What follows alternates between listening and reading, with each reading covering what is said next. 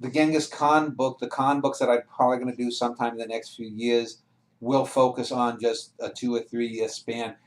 There's no way I would want to even endeavor to do a whole novel on Genghis Khan's rise in life.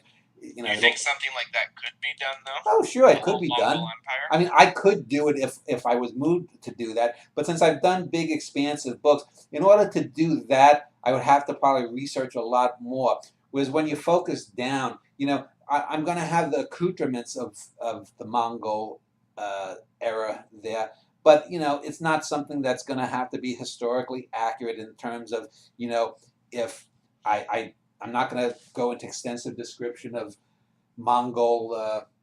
Uh, you know, uh, Warfare, where what stuff.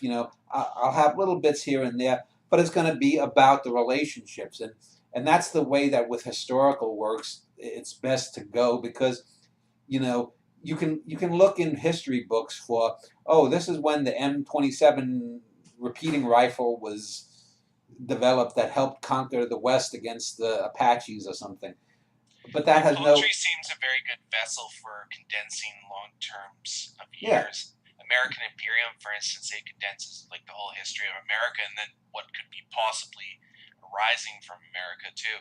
Whereas if you put that in a novel, it's usually best to. I notice historical figures make very good background characters, but not necessarily if you put them in the front. It seems like such a standard thing to do to take, say Richard Nixon and put him at the front of, of a character and make him the main and central drive rather than having, say, a background figure that is usually left out as the main character and then Richard Nixon just in the Yeah, the background. main characters of most of my books are total fiction creations, sometimes based upon people I know, sometimes not. The Gorgeous George will be an exception, but Gorgeous George, not that much is known other than this book that I'm reading of his life, and other than a few little online YouTube segment documentaries.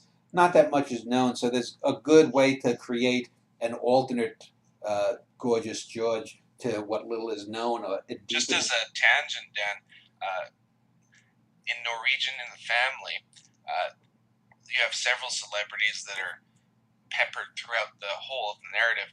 You'll take the ambiguities of that character and you'll go on that tangent instead of going, say, Andy Warhol was a poser and whatnot. But if you went on that tangent, that would be quite obvious. It's more the veneer of what's behind the act that's dealt with rather than the act itself. Yeah, Andy Warhol is basically Bit's supporting character. He's the Robin to Bit von Reingold's Batman in that book. Uh, I reversed that in this spy book. Bit von Reingold, uh, I, I think at the end of, well, in '64, I mentioned a character, Michael Nur, and I think I mentioned Michael Nur at the end of A Norwegian in the Family in the last book. He was a real life character who wrote a book called Sex Life of the Gods that I read as a kid. It was bad.